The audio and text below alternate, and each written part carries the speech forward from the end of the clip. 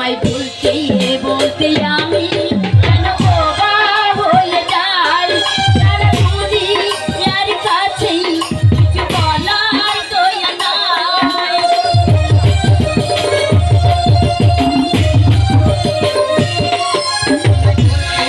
বলতে আমি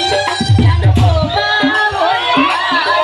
সারা দুনিয়ার কাছে কিছু বলার দয়া নাই তোমার কাছে ছাড়া এই মন্দ কিছু চাই না আমি একটি আয়না সেই আয়না ওর